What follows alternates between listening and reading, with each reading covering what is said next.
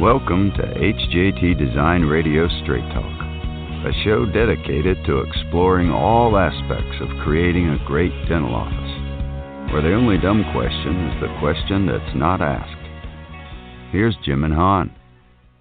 Good evening, Jim Jarvis here, along with my co-host, Han Tron. Han, how are you this evening? I am doing swell, Jim. Thanks for asking. How about yourself? Doing good.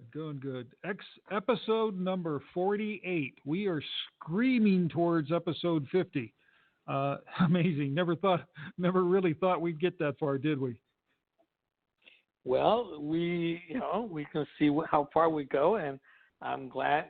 48. That means it's almost a year. We have almost did a complete year of broadcasting. That's cool. Yeah, that is cool.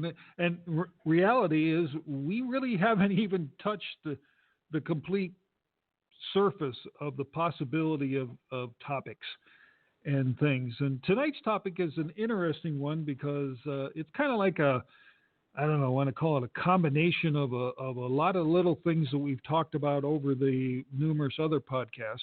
And as always, if you'd like, please, jump onto our website, and you can get to those podcasts and listen to those at your leisure. But tonight's show is Code, Design, and Common Sense. And that's kind of a quirky title. But in the sense that really what we're going to discuss are the many issues that are related to developing a dental facility in regards to the code and how it affects design. And basically just common sense of what you should look at, what you should think about. It's all Bill uses this phrase a lot of times. You don't know what you don't know. And if you don't know the question to ask, then how do you get the question? How do you know? How do you get the question asked? And so we're going to discuss a lot of those things to help at least give you the parameters and maybe give you some of those questions that you might ask. If you're not going to use someone like us, if you're going to use some other design professional or whomever, at least you have some basis to start from. Because the worst thing we want to have happen is you start a process, you start down the road, and all of a sudden something comes up and proverbially bites you. You don't know what you don't know, as Bill would say, and you turn around, and as you're well into the process, it becomes known that, oh, crap, we should have asked that question back in the beginning, or we should have addressed that issue, or we should look at it. So knowing the questions to ask is half the battle when designing a very efficient, extremely functional, and aesthetically pleasing office. But at the same time, utilizing issues, as Han and I call it, common sense. So, Han, I'll let you kind of discuss a little bit about the general crux of what we were thinking. Let me. Good evening, everyone. Let me summarize what Jim just said. And the mantra on our program, the name of the program is Straight Talk. Okay, so we're not here to sugarcoat anything. You have a question, we'll see what we can do to answer your question. And the mantra on our program is the only question or the only dumb question is the one you don't ask. So even if it sounds weird or you're not comfortable with asking the question, shoot anyway, okay? You are in the process of developing, designing, and building your office, whether it's in a lease space or a brand new building, you're going to spend hundreds of thousands of dollars, up to several $1 million. Okay, that is what. That will qualify it as big ticket items. So before you buy those big ticket items, you research and you ask a ton of questions until you're comfortable. Otherwise, you're going to spend a ton of money getting less than what you're looking for. Okay, so basically that I encourage you to. You don't even have to tell us your real name. You don't have to tell us where what state you're from. just simply, ask the question. If you don't want us to recognize your voice, go on to our website, type in the question, and we'll get you an answer. All right? So anyway, code. I don't want to beat it to death. We had talked about it in numerous of other episodes, but code is something that we all, it's a regulatory requirement. Okay? We can't go around it. We can't ignore it. Just like you running your practice, there's certain legal requirements that you have to meet. If you don't, you can find yourself in big trouble. And we do the same. There is certain things that we have to do because it's required of us. All right? The three things, and again, we spoke about the three primary things that we that's at the forefront of everything we do. It has to do with life, health, and safety. Those are the three things that we live by, that we work to meet and enhance and all that. The main thing is in your building, you can replace the building if something happens.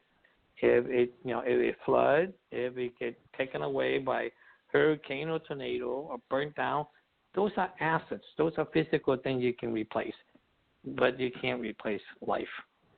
So what we do mainly is to make sure that the building that we design are safe. And there's regulations that have been put in place because of historical events and stuff like that unfortunately are taking human life. So code become the standard of all buildings. Every building that I design, whether it's a home, a gas station, a shopping mall, or a dentist's office, they all have a minimum requirement that the code dictate that you have to go by. So everything we do are code related. Code often establishes the minimum threshold that we have to meet, and so often, we have discussions among, our dentists and other clients and stuff like that, where they say, why do I have to do that? And my friends don't. And I don't want to be smart aleck, is that your friend's building, what they have or don't have has no bearing on what is required of your building. Okay?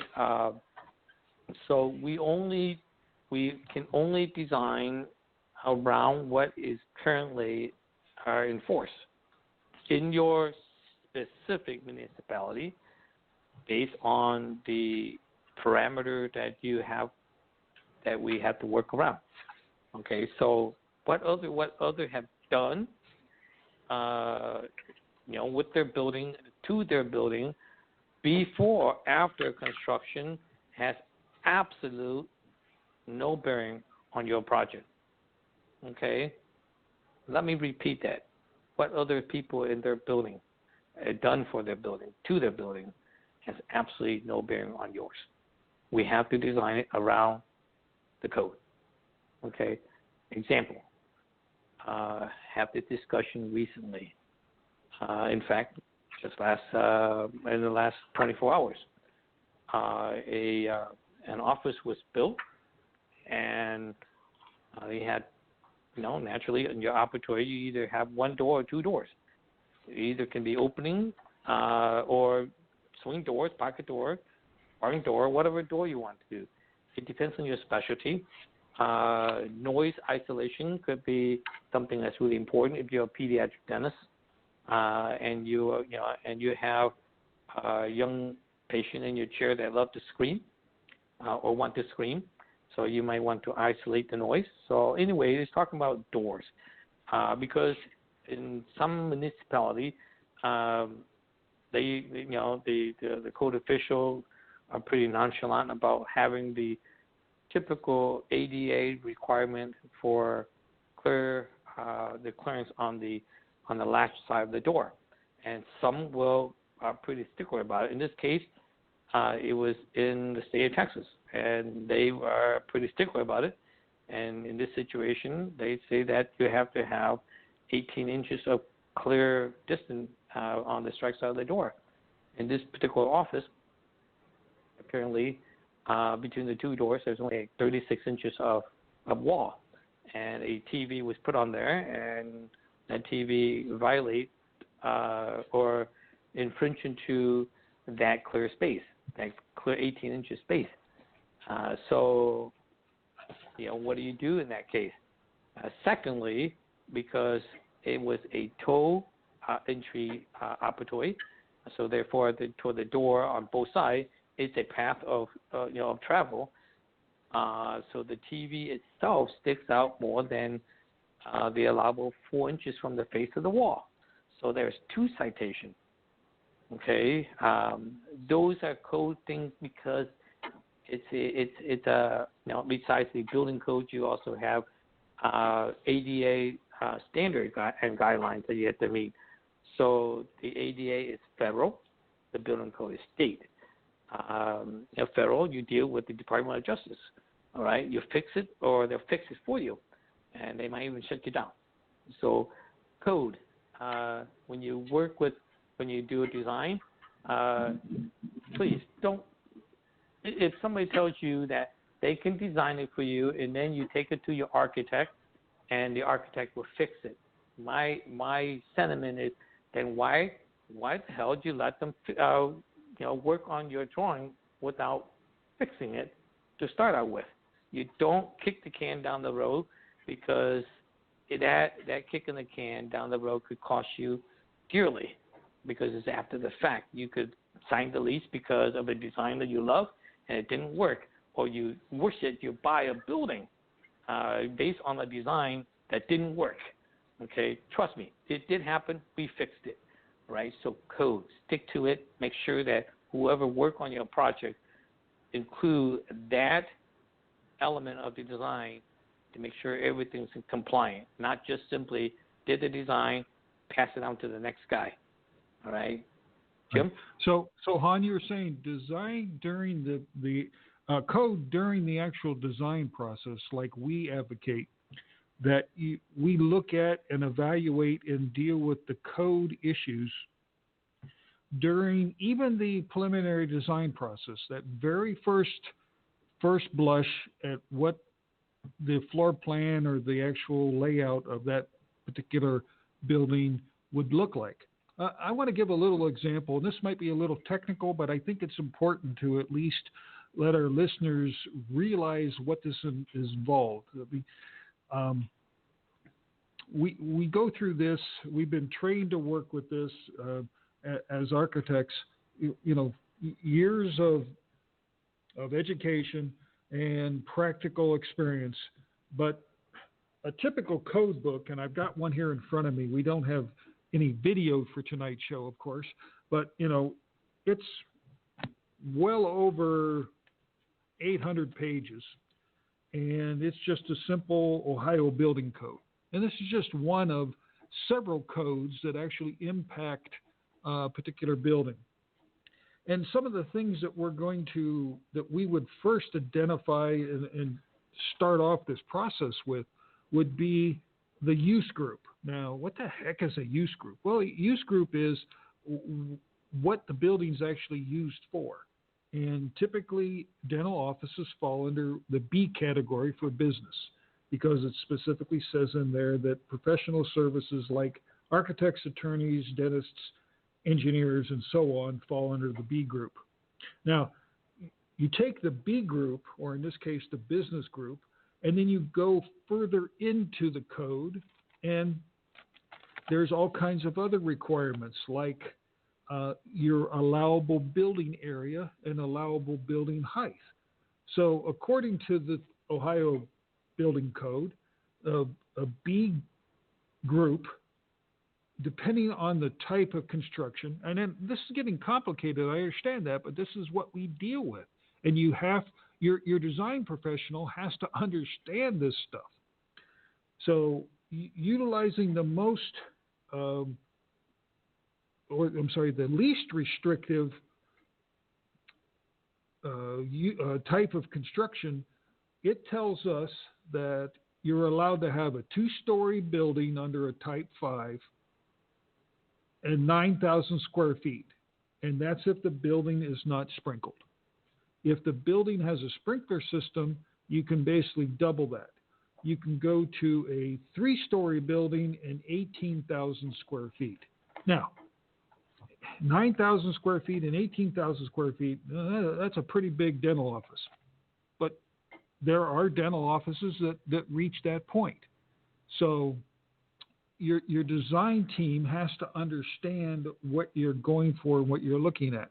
Then you take it this goes deeper and deeper and deeper. The next step, and what I'm trying to show is the example of just how involved this is. You then move over to under the types of construction, the fire-resistant rating requirements. There is a chart and a graph that requires under, let's say you're using the Type 5 again, and it's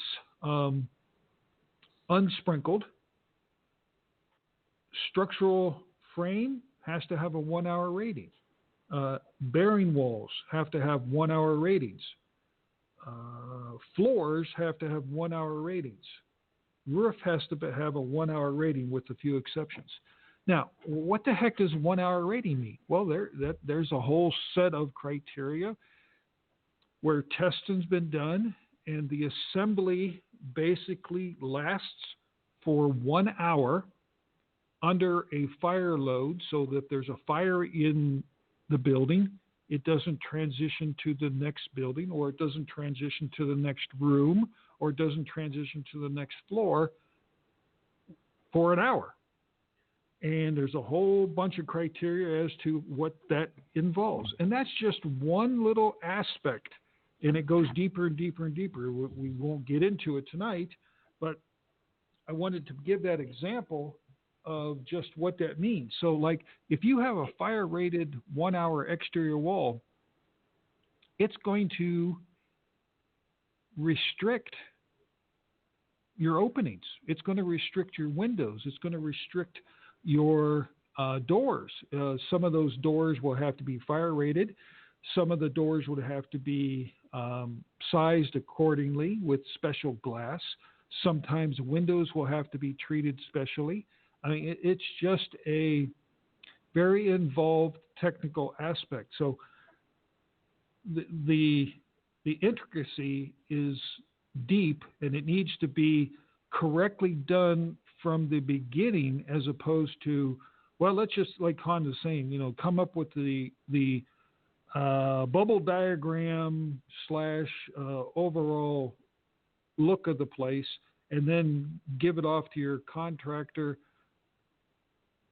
who actually is not the one that's trained to use the code. They would have to integrate some kind of architectural firm or entity to then create the necessary documents that can actually satisfy the particular code requirements. So it's Han, I guess you put it the best way. It's kind of like putting the cart before the horse. You're not even hooking the cart and the horse together. It could be a rude discovery that what you have been paid, as a design, or if you convince yourself that the best people to design your office is the guy who sells you the equipment.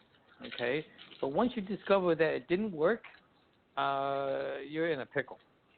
Okay, now here's the reason why it is important about those fire-rated walls and stuff like that. What happened is, let's say next door has a fire. The next door suite has a fire, and the wall between you is 1 hour rated. It just simply means it gives you enough time to grab your purse, your wallet, your keys, and get out. Okay? That's basically that. It gives you enough time to gather a few important stuff and get out of the building. It's to save your life. So those are the minimum requirements. You can have less, but you can make that wall more stringent. Okay? Again, code sits the minimum requirement. So it is, again, life, health, and safety. That's what it's about. That's what the code, primary purpose of the code. Right? And so someone might ask the question, why don't you just design it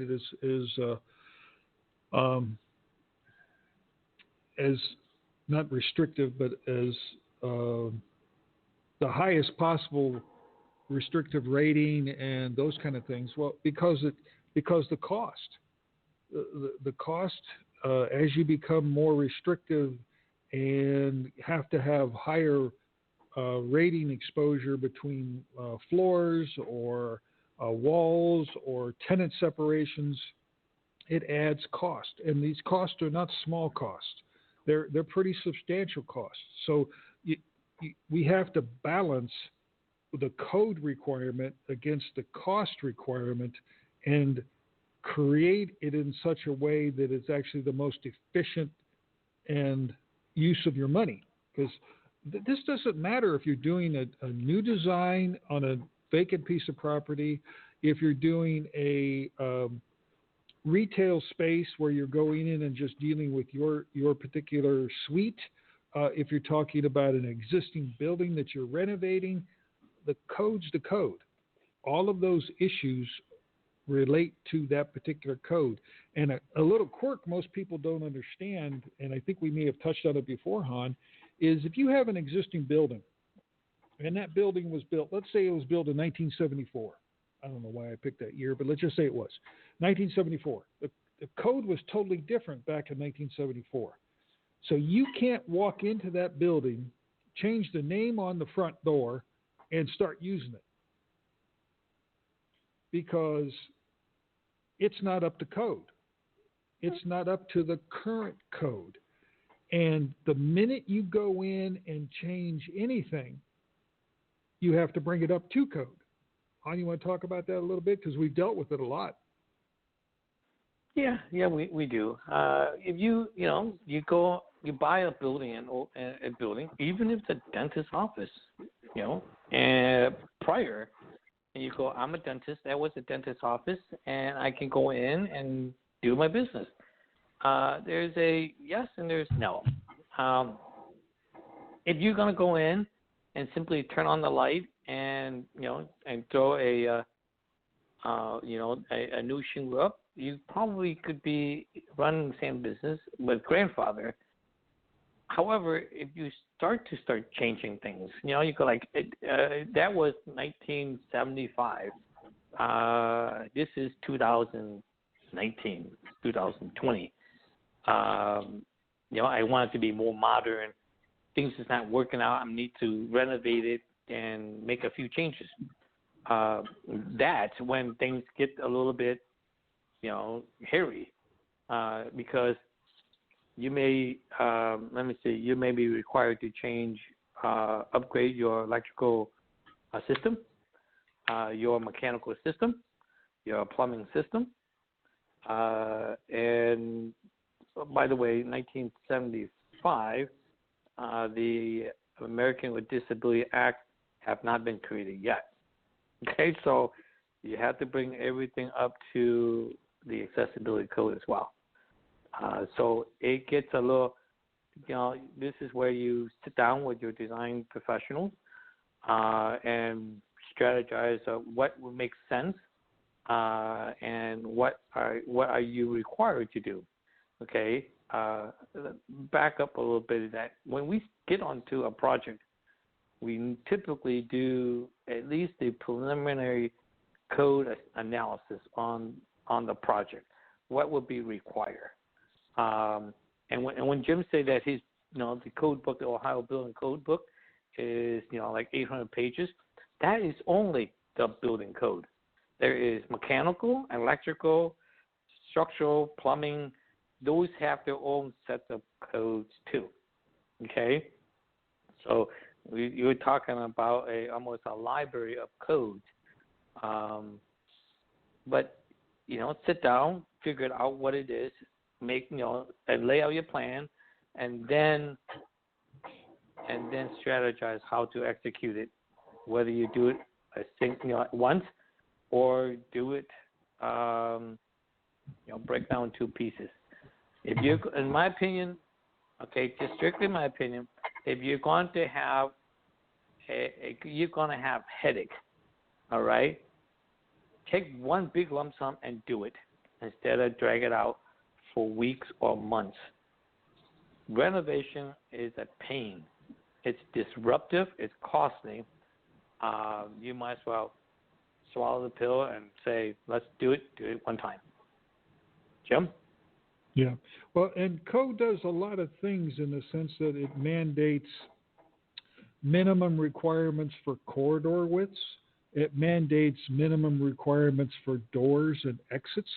It mandates minimum requirements for windows. It mandates minimum requirements for things like fresh air, number of toilet fixtures, number of sinks, number of lavatories, number of everything. It mandates a minimum requirement for lights. It mandates a minimum requirement. Did I say fresh air? Yes. I can't remember. But it mandates a minimum of everything. And it even mandates a minimum requirement in the sense that if I'm in a building, I can only be so far away from an exit door if there's a fire. So all of that is something that has to be integrated into the design from the beginning. In our mind, it's like you got to do it from the beginning as opposed to try to fix it later. And Han, you brought up the aspect of yeah. Go ahead. One thing that you didn't mention is that something that I seldom seen on design that I spend time to critique. It's called dead-end corridors. Okay, it's the code mandate that you cannot have a corridor that is I think longer than 25 20 to 25 feet. Okay, 20 feet. 20 feet. And so that way, if you are at the end of a corridor, within 20 feet in front of you, you should be able to either make a left or right. Or there's an exit door. That if we don't have that, that's called dead end corridor. It's not allowed. Okay. Right. Anyway, Jim, what are you going to say? And then on top of all of that, we have to create something that's obviously aesthetically pleasing and extremely functional, and make sure that it works for what you need it to be, so you're being as efficient as you possibly can be, so that when your patients come in the door, they get to have a great experience, both from a dental service aspect, but also from experiencing the space. And remember, go back to our podcast about first impression, and go back to our podcasts about the overall process. I mean, it's all in there. But another thing we haven't talked about, and it has to do with the practical examples of the code standpoint, is storage. Now here, that's a sticky wicket, but in reality, it's a reality. That's kind of weird, but that's exactly what it is. In the code, storage is a different use group. It's not business. It's called storage because typically what you store in a storage area are things that are more flammable than you would within a business area. So there's ancillary storage, which is a very small portion of a business, and that's mandated in the code. But I'm talking about, let's use an example. I put a basement in my dental office, and I'm going to use that basement to store all the crap that I need to keep, everything from archived files to leftover pieces of equipment that I maybe one day will restore, and for that matter, supplies. Christmas decorations? Christmas decorations, you name it. Yeah. Well, guess what? That's a different use group, falls under a different criteria, and has a different set of rules related to it.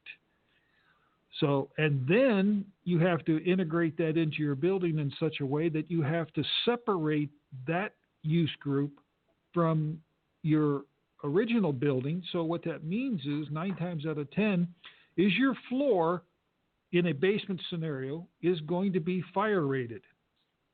So between the basement ceiling and the floor of the first floor, you have a fire rated ceiling. So all of a sudden now, when you start punching holes through that, to do things, there's a whole bunch of criteria that have to be followed, like when you put a ductwork through there or where you put a pipe through there, there's criteria that have to be followed. That criteria adds cost. So all of that has to be integrated properly into the design. The other thing you were talking about, Han, is the handicap issue. And when I say handicapped, I mean American with Disabilities Act, which came into effect, what would you say, I think 74? No, 19, I think it's 1991. You're right. Okay. I think that's when yeah. And so, it came into effect. So those old buildings that were before then were not designed for that.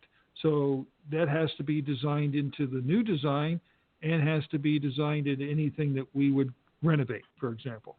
So, and that deals with everything from the ability for people to get into your building with wheelchairs, up ramps, steps,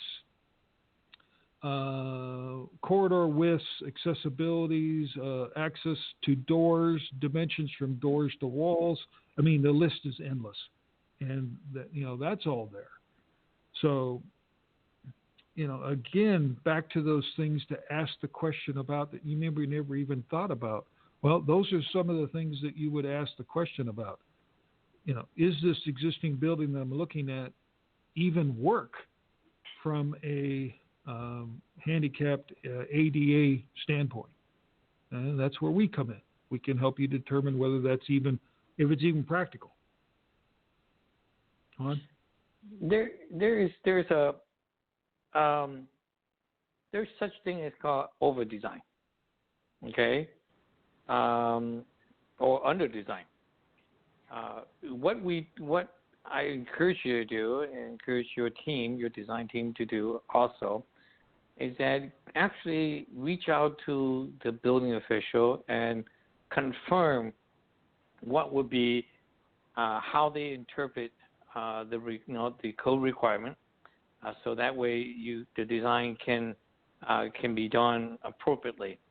For instance, if let's say code says that you have to have 2 ADA compliant bathrooms, okay, for the public. So you have one in the front, one toward the back for the patient that are in for treatment, and then you say, well, my staff, I like them to have a toilet room for themselves. I have my own private office, and I like to have a private office, private toilet room for myself. And your designer or architect say, codes say that you have to have every bathroom has to be ADA compliant. And so every bathroom in your building or in your office space is ADA compliant. But the reality may be is that the codes say you have to have 2 accessible toilet rooms. Accessible means ADA compliant toilet room based on the size of your building. So anything else that you provided that's at the discretion of the building official because you already met the code. Can be non-compliant, or adaptable. Adaptable means that it is compliant. The only thing you don't have is a grab bar, okay? But those things, the difference between having an ADA compliant bathroom and a non-ADA compliant bathroom could be a matter of 20 square feet, okay, give or take. 20 square feet could give you a lot of elbow room someplace else. So instead of simply designing, without confirming the minimum requirement, you can over-design. So that is something that we often do always do, is to confirm what is it that the building official requires. Because the biggest complaint we often get is my bathroom, my private bathroom is ginormous. Okay, and why is that? Well, a couple of things can happen because the building officials say that's what you must provide, or your architect never make the phone call to have that conversation. Okay, so I encourage you to encourage your team. If we're not on your team, have your team actually make that phone call. Okay, we had a discussion just recently where a dentist is renovating his office, and he goes, I submitted the drawing for a permit, and the city came back and say I have to put in a drinking fountain. Yeah, it's part of the code. Okay, who dropped the ball? Why was it not in the drawing? And what would be your argument that everybody that has a commercial office have to provide the minimum requirement to meet code, and you're the exception? Okay, that's when it's kind of hard to swallow that somebody did not do the proper job, and now you got to find a place to that's already tight to squeeze in a drinking fountain. Newsflash: when it comes to a drinking fountain, you're not providing one like in the old days at your school where it's only a fixture. You have two. All right, most municipalities require two. One for the average folks. The other one is for the ADA requirements, set lower. So it's usually a larger unit that has two. You've seen those. You go into the hospital, you go into the mall, you go wherever there's business. You see, and you go like, hey, that's a drinking fountain. It has two, one high, one low. It's because that's code. So you're not just looking for a little space to put a drinking fountain. You've got space. Takes up a good size wall space to provide what the code requires. So those homework got to be done. Those code analysis need to be done, so that way it's designed appropriately, not under-designed or over-designed. Jim? Right. And that's a very important point that you bring out that we do as a standard operating procedure is meet with the code officials, meet with the building officials to review the document while it's early in the design phase so that they can input into anything that needed to be adjusted or tweaked, or that they have an understanding of where you're going with it. Because the worst thing you want to do is go through the whole design process, complete everything, submit it for a building permit, and get it turned down because of those kind of issues. So that goes back to the same approach we were talking about before. Don't design the project in a void without the code components being integrated into it, and then come back later and try to fit it in. The building won't look like what you thought it was going to look like in the beginning. That little bubble diagram that they sent you to go work on and tweak and that kind of stuff, it won't be that. It will be something totally different, because trying to do the things like integrating a drinking fountain or integrating another bathroom or integrating in a handicapped restroom in a place where you were going to have one that was just going to be a small little, airport style, airplane style bathroom. I mean, it takes up large square footages and then that messes up everything. So it is a complicated puzzle that needs to be worked all together in unison, not in a void.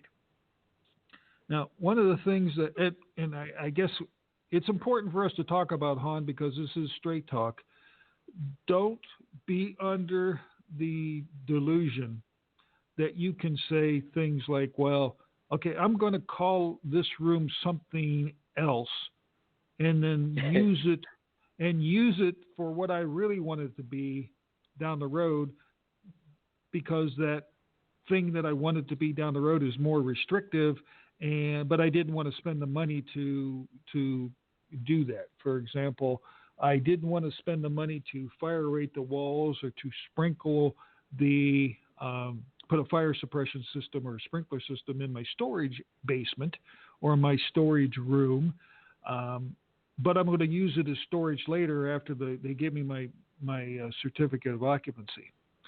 Guess what? You'll get tagged, because most municipalities have an entity known as a fire marshal, and that fire marshal periodically comes through and reviews your building and how you're using that building. Here in Maumee, where we reside, they come in every 6 months. Sometimes they come in every year, they come in whatever, but they're in here every 6 months reviewing the building. And that's my simple little office building. They walk through Bill's dental offices, and they pick those things up. And they will tag your building and say, this has to be rectified. One of the most expensive things to do is try to fix something like that after you've already used it. It becomes costly, way more costly than just doing it right in the first place. And I know we've heard others that, Han, you've heard it before, that said, well, go ahead and put that thing in, whatever that thing is, and then take it out after you get your occupancy and you're in the building. Well, I think we kind of touched on that, but do you really want to do that? Yeah. Jim, that for me, it's when I hear that kind of stuff, it's rather cheap entertainment for a little laughter. Because I think to assume that the building official are just some flunky that does, that just gonna sit behind a desk and push paper is it's a bad assumption. Most of the people that are associated with building codes or code official come from the architectural, engineering, or construction field. Trust me when I say this. Some of them might even try to pull some of the same stunt themselves before they become code official. Okay? They've been around for a while. They know the game. They definitely know the game. If you look at a drawing and it's labeled as let's say an office, but there's plumbing in the corner of the office for a shower, a bathroom fixture, and so on, they might scratch their head and say, "What's that about? Could you explain that?" They know the game. Okay, the building official will look over everything, approve the drawings or reject the drawing or whatever the issue is. But once you get your permit to build, you have a legal contract with the city. Once it's done and they give you the certificate of occupancy, like Jim say, their partner is called the fire marshal. There's a lot of people at the city that sign off on your drawing, on the design of what you're going to build. That's including the fire marshal, the zoning people, and so on. So they are somewhat familiar with what's there, what should be there, what's supposed to be there. So when the fire marshal walk in, he doesn't look just for the fire-related violation and stuff. They also are familiar enough with the building to see that you had built new walls or installed new doors or take out code-related or require stuff and so on, right? They're not dummies, okay? But when they do, it'd be very embarrassing to be tagged and you have to rectify it and all that stuff. I wouldn't play that kind of game. Jim? No. And it's very costly. It's embarrassing in the sense that, you got caught. But that's not the big problem. The big problem is it costs you money. And like I said, it's going to cost you more money to do it after the fact than it would be just to do it right in the first place from that regard. Now, from a common sense standpoint, we've kind of touched a little bit about that. So the remaining 15 minutes, I want to talk about, Han and I, we want to talk about common sense kind of issues and common sense kind of usages of things. And this is from experience and things that we've seen and things that we've talked about. Obviously, if you're putting you're putting a storage area in, common sense is plan for it to be storage so that it is properly protected. If you're putting in or allowing for corridors or doors and that kind of stuff, plan for the ADA. That's common sense. You must do that. And you have to utilize a design professional who understands those things, how to be able to access the building. And it's not just from the inside, it's from the outside as well. Now, another thing that I kind of found that interesting, and we've actually had that happen on one of our projects, is adjacent uses of properties and how they may affect your property. Now, this is a weird situation, but it's something I like to put it into the category. You don't know what you don't know, but you better know at least to ask the question. And the question I would ask, and it's you ask of your design team, is one of easements on your property. Now, what the heck is that? Well, easements on a property can be one of the most design-killing, disastrous, expensive little things that you can think of, because it's a legal document that the property is given to another entity to use for whatever reason. It could be an underground utility. It could be an overhead wire. It could be anything. Okay, and those legal easements basically allow whoever that easement is given to, whether it's a utility company or even a next door neighbor, to drive on your property for what's called an access easement. That allows them to use your property, and you can't do anything with it other than allow them to use that piece of property. So we've had projects where there were easements and went right through the middle of where we wanted to put the building. Well, those had to be moved, or they had to be abandoned, or they had to be investigated to figure out where they're at. Have your design team review all the easements, do the homework, and have them do the paperwork necessary to find those easements and make sure that they're all identified so that they don't come back and bite you later on down the road. Han, you were going to say something? No, you're right, Jim. The easement is one of those invisible monsters. Okay, if you get it all figured out and identify all the easements up front, you can address. It just makes your life a lot simpler. Okay. Yeah, again, it's doing your homework. You can't do anything on that easement other than what they required. So if there's an easement that cuts through the middle of your property, you can't build on it. You can't do anything on it. You have to leave it alone so that whoever has that easement can utilize it for whatever they're using it for.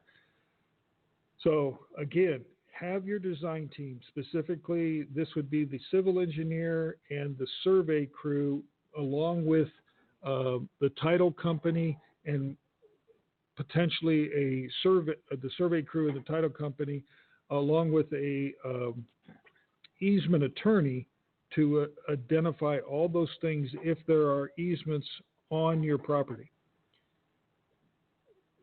Because it's mandatory. If you don't, you're asking for trouble down the road, and the next thing you know, You can't build your building because it's over top of an easement, or worse yet, you cut into some underground buried cable. Someone gets hurt or injured or killed. It's just bad. It's bad all around. So put that under the category of questions to ask. What about easements on my property? Hon? It is something that you need to know to find out before you purchase the property, right? Preferably you would want to know that before you buy the property. Here's another common sense item.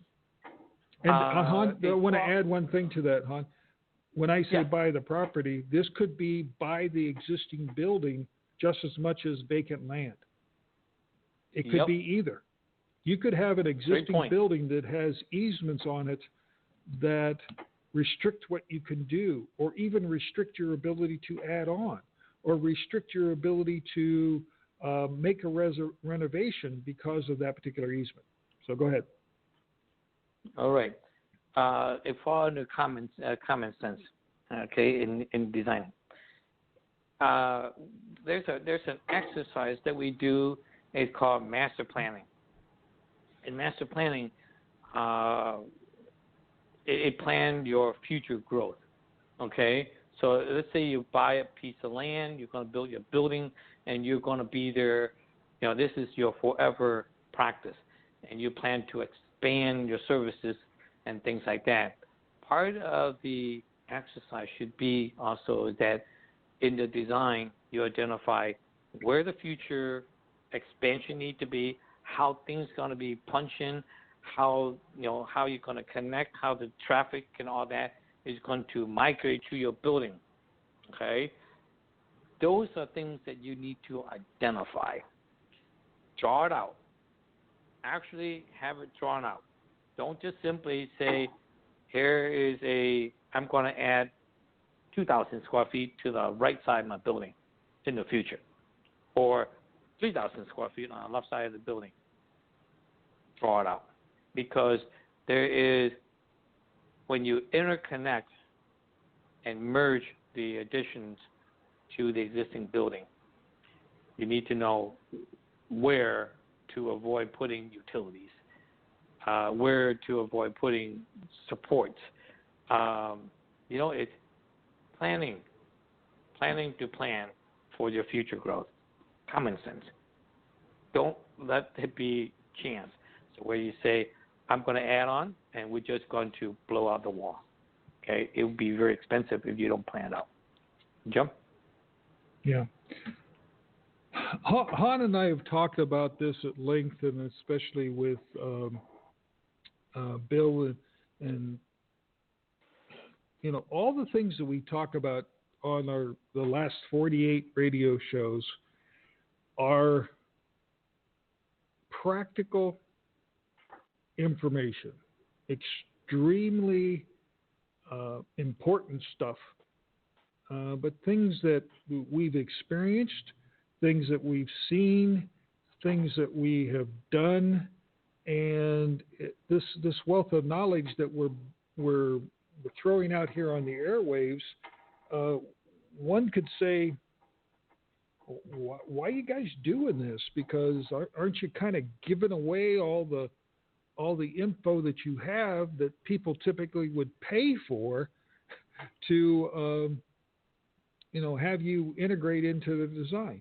And in reality, we are giving away a lot, and we're actually happy to do that because, as we've said before, we want the best for you. And obviously, if you decide to hire us, we want the best for you no matter what. But it's important because there's so many things that we haven't talked about that need to also be addressed. There are just tons of issues and tons of items in the code that will be addressed and need to be addressed when we do a project and go through all that stuff that again, we haven't even touched on. So I guess what we're saying is we've touched on just some of the highlights of really what's out there. And I know some of it was kind of a technical in nature, and again, that's just the beginning of what it is. A lot of it is much more in depth. And we really do want you to succeed. We extremely want you to succeed because, that's crucial to us. That's why we exist. And I just wanted to throw that out there. On. Here's a couple items that it's if you have your building design, or when you have your building design, yes, you meet the minimum requirement for codes and so on. You have a budget. When you're dealing with space, there's things that are not tangible in the design process, and it's the aesthetic, it's the image. When you go into, when you walk into the lobby for the first time, or the waiting reception area of the practice for the first time, hopefully the new patient receive a good sense that you have a nice, clean, uncluttered office, that your staff is friendly and all that good stuff. So you equip your front of the house, the waiting area, with amenities like TV and maybe aromatherapy, aquarium, fresh hot cookies, a beverage bar and all that stuff. Whatever you decide. So to put in is to let their patient know that you want them to know that they're being pampered, that you care and you care how they think. One of the areas that I've seen a lot, people will judge your practice, the quality of your practice, before they go into the clinical area to get treatment done on them, is your bathroom. This has nothing to do with code, but yeah, it has to do with code. Of course, you have to design it to code. But a bathroom is a place where here's your chance to really let the patient know that their comfort, their need, you're aware of it and you're going to meet it. If you're in a pediatric office, you may have a lot of young family where they come with strollers. Well, what do you do with the strollers? Do they take it into the waiting area and suddenly you look like at a daycare center? Where do you park it? Where do they park it? So those things, a docking area, a parking area for the stroller should be taken into consideration. So back to the bathroom is that, all you need is a toilet room or a toilet fixture and a sink, okay? But you can go a little bit more. Common sense is make it so it's comfortable, make it so that it's not a closet, make it so it doesn't look like the gas station down the street. Give them a little room, give them a little bit of elbow room, and put in the amenities that make their their visit to the throne a little bit more pleasant. Okay, upscale fixture, upscale lighting, upscale finishes, make the space a little larger, and things like that. I encourage you to invest a little bit more than simply here's a toilet and here's a sink. Okay, it's a marketing thing for you too.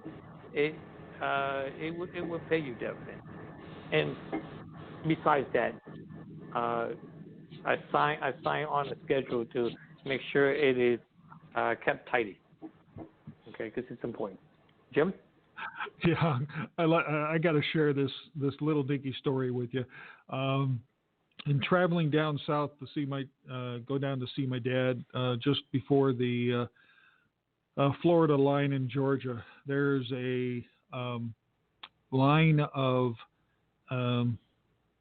roadside stands basically that sell nuts.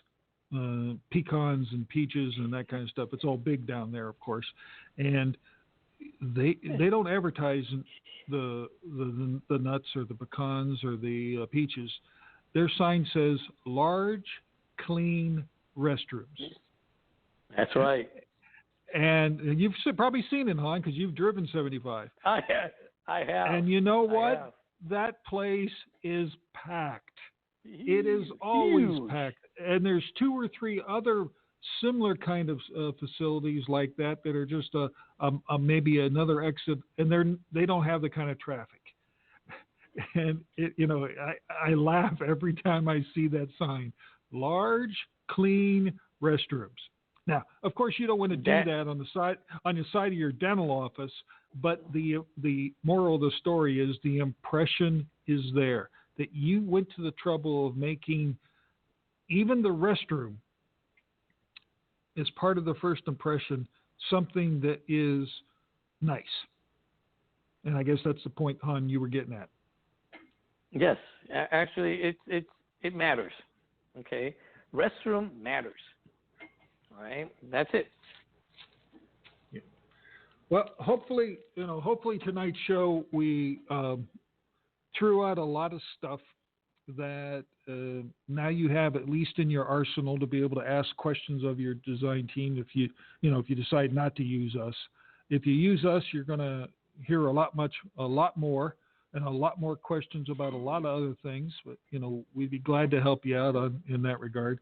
And again, Han and I just want to get this information out so that effectively we kind of elevate the whole design process across the board. Because when you are brought to a higher level of knowledge, it makes it easier for you to be able to pick the right kind of people, to pick the right kind of team, to be able to move forward and succeed. And that's what we're looking for. So as always, go to our website, ask questions. We'd love to have them. We gather them up, and we're going to have another questions and answers show coming up.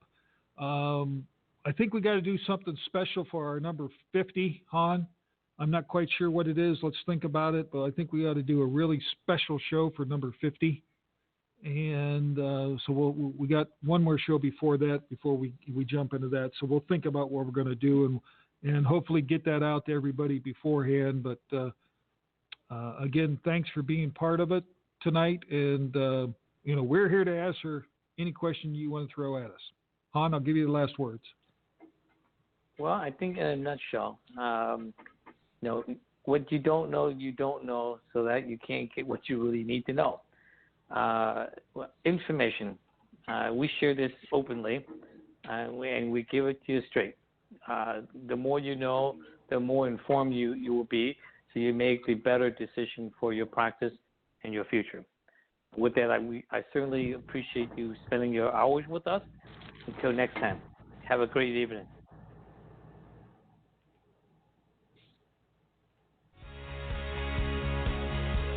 You've been listening to HJT Design Radio Straight Talk with Jim and Han. To contact us and find out more info about upcoming shows, please log on to our website at www.hjtdesign.com.